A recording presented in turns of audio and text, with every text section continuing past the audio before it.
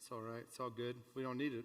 God would make it work if we needed it, right? Hey, we're wrapping up a it is not brand new, a month and a half old series, Love Song, where we've been walking through verse by verse through the Song of Solomon. Remember, the Song of Solomon is one of the songs that Solomon wrote. His father David wrote the majority of the Psalms, and so he kind of modeled for him, here's how to write a song. And the Song of Songs, the Song of Solomon, would be kind of his best hit, if you will. As we've been walking through it, we broke it into the 6 seasons of relationships. The first week we talked about attraction, and we talked about what does it look like to be attracted to someone.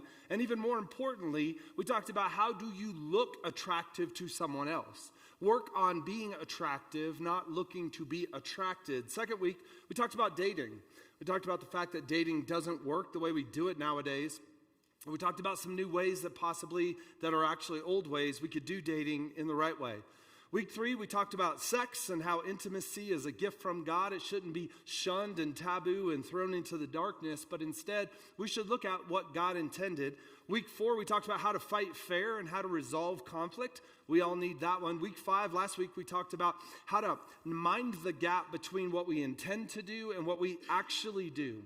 We talked about how to be the right kind of person that inside of a relationship, I'm contributing and building the relationship as opposed to tearing it down. So today we're going to wrap it up. We're going to kind of put the bow on it. We're going to take the concept of commitment and we're going to take all the other concepts and bring them together around this idea of commitment. Because the reality is if you want a strong relationship that lasts, you're going to have to be committed to the relationship. We're going to connect more not only between us and our spouses and between us and our kids. We're also going to connect with our friends and our family. But as we draw close to other people, what would it look like? What would it look like if we had relationships that looked more like God intended for them to look like? Because culture says that when you're in love, you can do anything you want, right? You can do anything with anyone at any time, anywhere you want. But by that logic, you can also leave whenever you want at any time.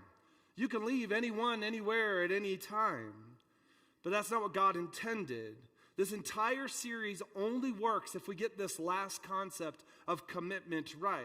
So we're not looking not only at attraction, dating, sex, conflict, action. We're looking at all of those things, but we're looking at one that is committed and can make it to the end.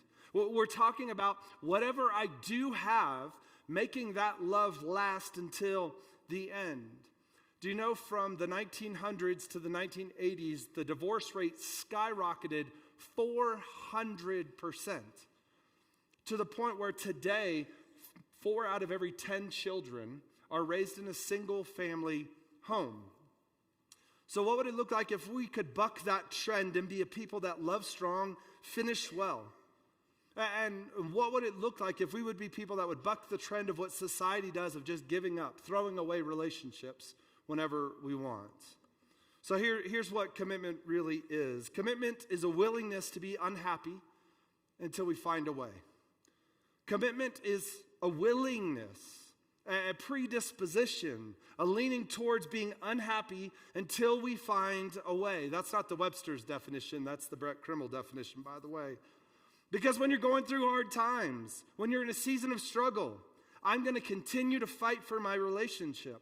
I'm going to willingly be unhappy for a season until we get what we want.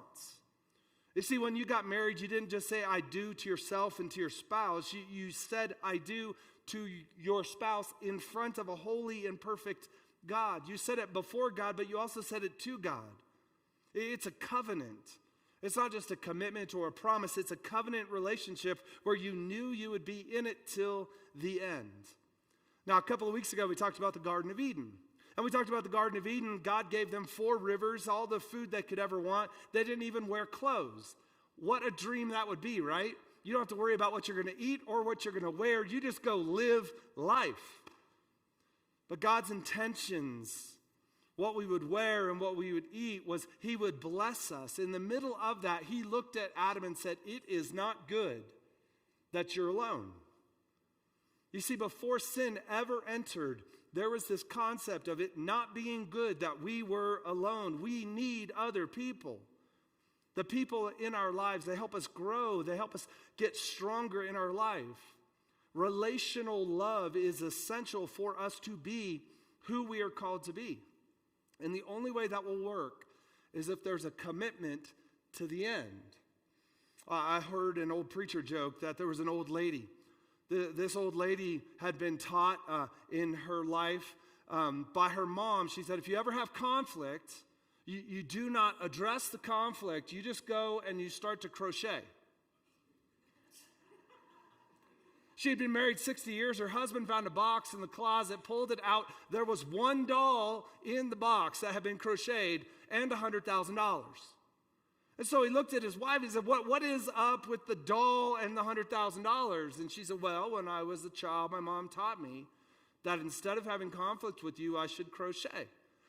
Being a little excited, he was like, wow, we only have, after 60 years, we have one doll. Well, what's up with the $100,000?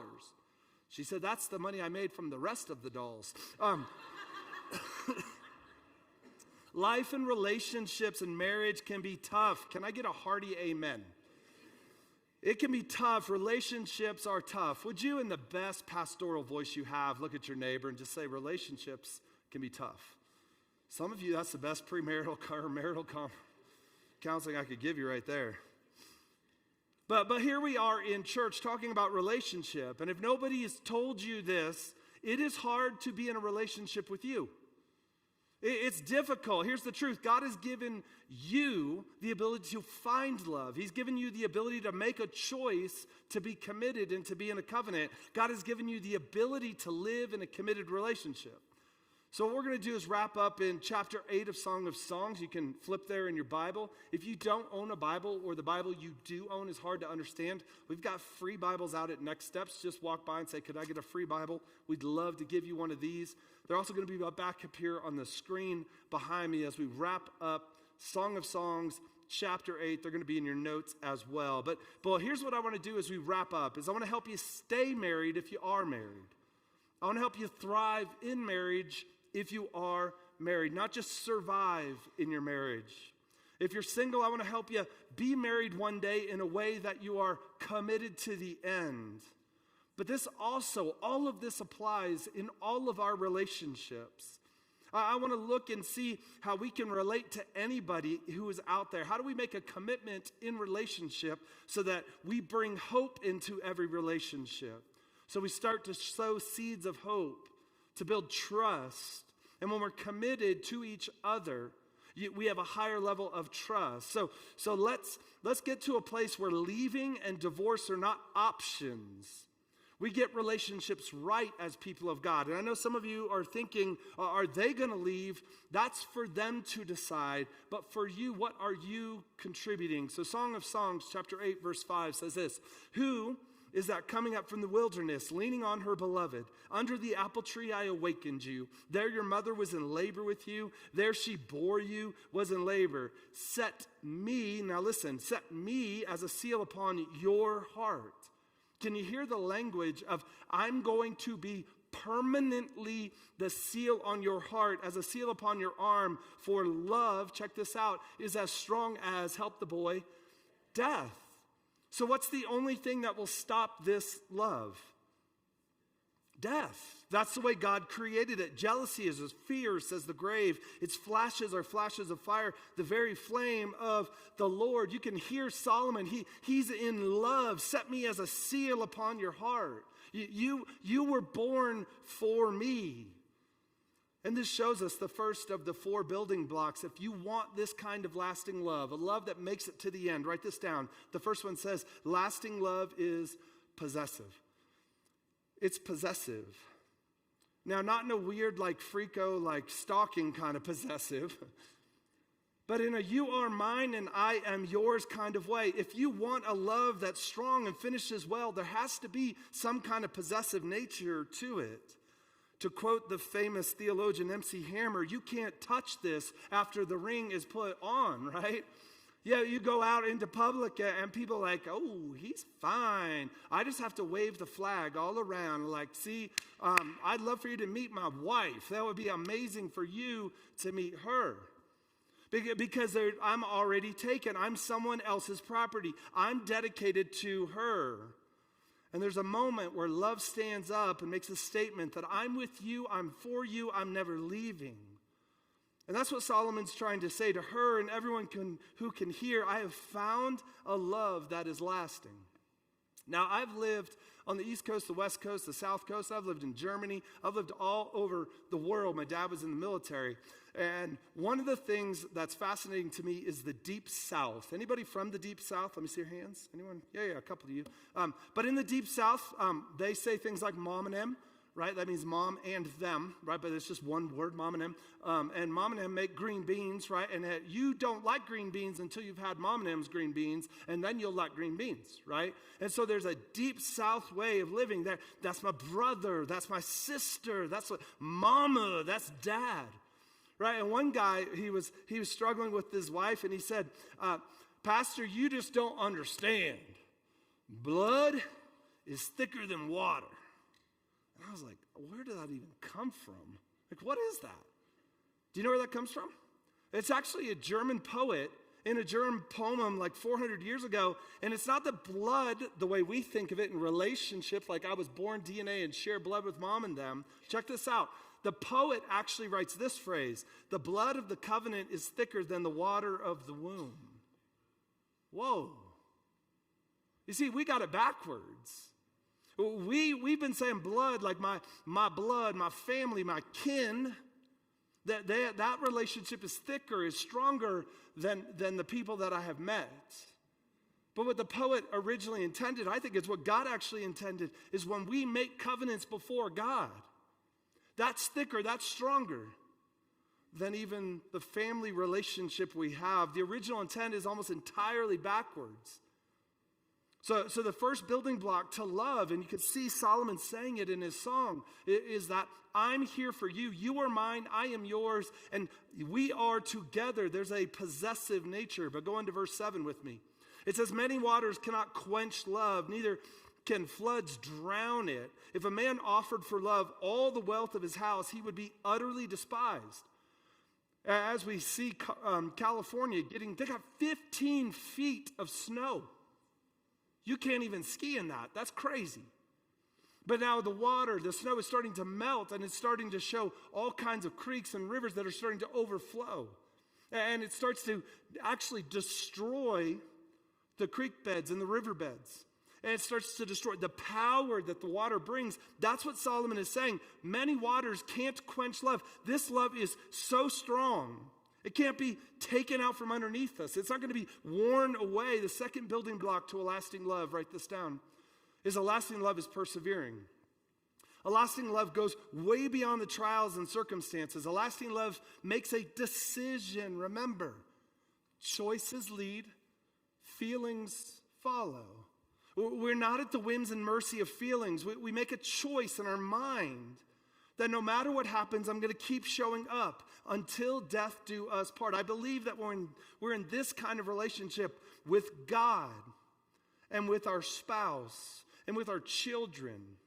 We're actually following what God modeled for us. You know, God modeled this kind of relationship. No matter what you've done, no matter what you've said, no matter what you've thought, God made a choice towards you to love you and to hold on to you. And if you believe in Jesus, he holds you in his righteous right hand. Nothing can ever take you away from him. No thing will ever take you from him. That's his decision that he takes very seriously. He made over you the decision, I'm holding on. I'm persevering. So we can possess a love that perseveres through no matter what storm comes our way, through the challenges. Every relationship is going to go through it. Do you know there's 3 seasons and 3 rings that every relationship goes through? There's the engagement ring, there's the wedding ring, and there's the suffer ring.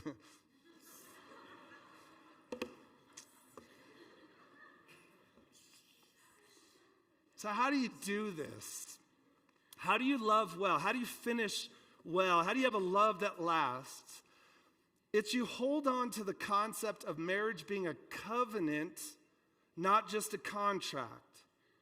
You see, too many people think if I go down to the courthouse, they give me a contract, a wedding license. They give me a piece of paper, and you and I are making a contract before the courthouse, before the judge. But marriage was never made to be that way. Marriage is a covenant not only between the two of you, but between the two of you and God. You're before God and because of God. And words really do matter. The way you speak about your marriage matters. The way you think about your marriage matters. Because it's a covenant before God, not a contract before the courthouse. You see, a covenant surrenders rights and assumes responsibility.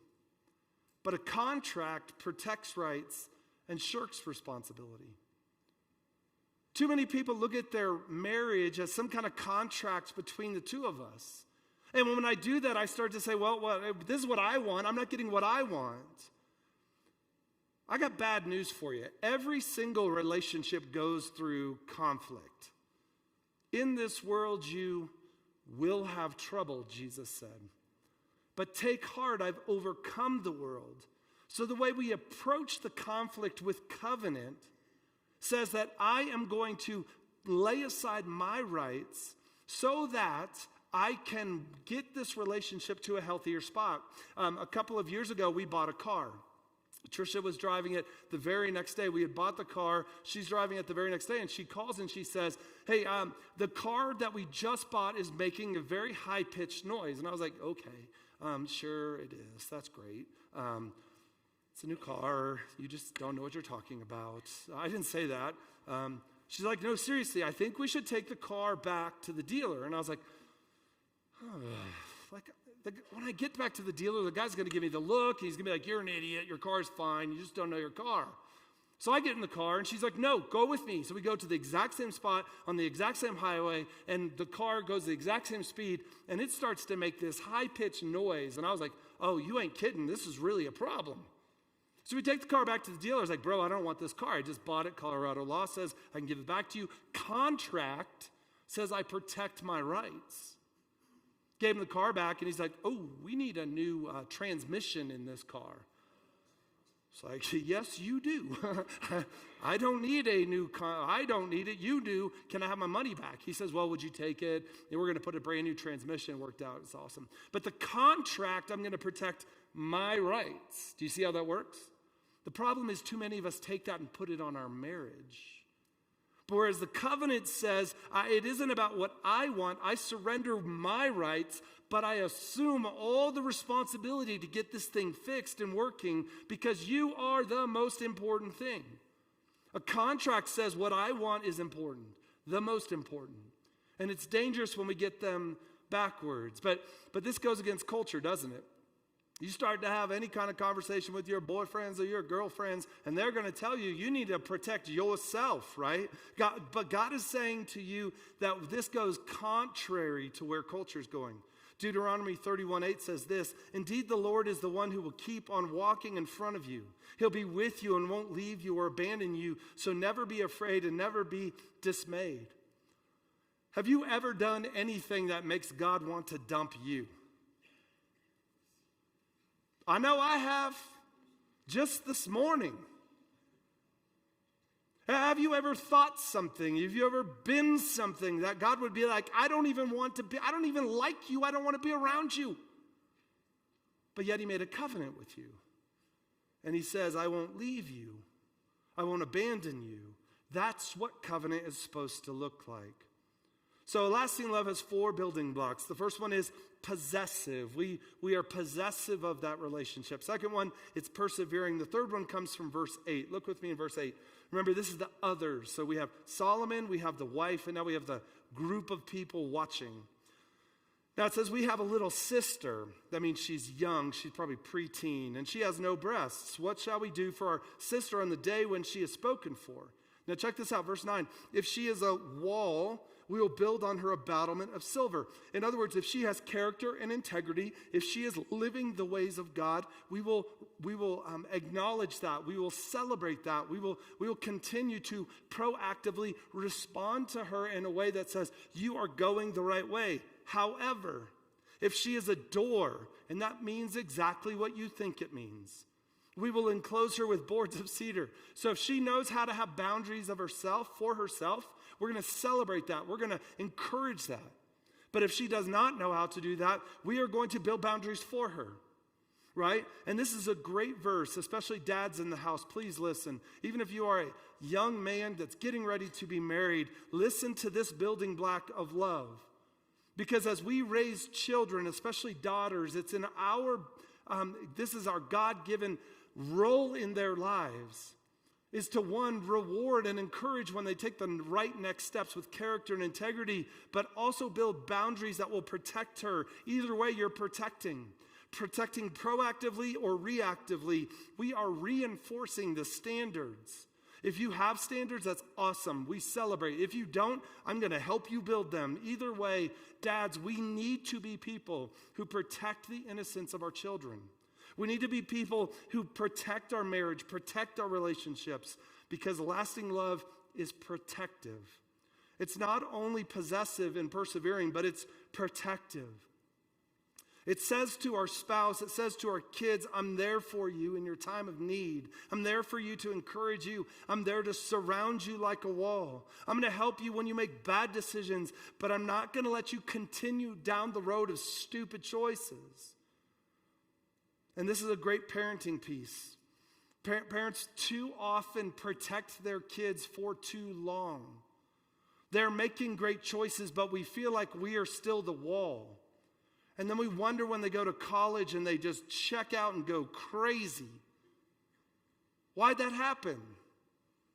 It's because we kept being the wall. And Solomon's saying, as they do the things that show character and integrity, give them more and more space. And as they make stupid choices, run up there and grab them, bring them back inside the boundary, and help them see. Helicopter parents are one of the most dangerous things that we have for our children today. They're not always going to live in your house. They're not always going to listen to you, what you tell them to do. So how do you continuously let them go out a little bit more and a little bit more? How do you teach them to protect themselves with high character? How do you teach them to protect themselves with high integrity? Right? It's hard. I'm exhausted. I'm on number 3, man. I am so close to done. But this is how you build a relationship with your children and with your spouse that lasts. A lasting love says, I'm possessive. I am yours. You are mine. It's persevering. I'm in this for the long haul. I'll do whatever it takes. It's protective. And the last one comes from verse 10. Look with me in verse 10. She says this. Remember, it's a poem, so she is now speaking. I was a wall. In other words, I did do it right. People were building on top and celebrating my choices. And breasts were like towers. Means what you think. Then I was in his eyes as one who finds peace. Now, most of this chapter has been him writing about her, but listen to how she wraps this up. She says, I was a wall. I had standards. It was hard. I worked hard for integrity. I worked hard for character. My breasts are like towers, and I'm full grown now, right? I was in his eyes as one who finds peace. In other words, I'm the person that brings him fulfillment. I'm the person who brings him contentment. I settle him. She's protected her integrity and her virginity. She's full grown now. There's a contentment in their relationship. And what's the end result? It says right there that they have peace. And the Hebrew word there is their shalom. So when you protect yourself, you honor God. In the right season, you're full grown. And you get to the fourth building block, that is what will carry and fuel the relationship to the end. Write this down. Lasting love is peaceful. It's peaceful. There's a peace in your relationship that passes understanding. Now, it's because they did the right things in the right season. And now they're right for each other. And they have a love that lasts. But if you've been with us for the last couple of weeks, think back over the 6 seasons. They were attracted for the right reasons. They went through a courtship process that honored God. They had an opportunity to be intimate and enjoyed what God had given them after marriage, inside of marriage. They learned to fight fair, and they resolved conflict in a way that honored God. And they put their actions where their intentions were. They didn't just say things, they did things. And through it all, they had a relationship that loved strong and finished well. They actually wanted to be with each other. They didn't just love each other, they liked each other. They had a peace and a contentment. And that's what brings the peace that passes all understanding. So many people, remember we started the series with this, so many people think if I do it God's way, it's going to restrict me and keep me from the fun. The reality is if you do things God's way, you end up enjoying things at a different level because it's the way God created you to live. And that only comes when we protect our relationships with the way God designed them. Look in verse 13. Here's how the book closes. It says this, "O you who dwell in the gardens, with companions listening for your voice, let me hear it." And she responds, "Make haste, my beloved, and be like a gazelle or a young stag on the mountains of spices." Yep.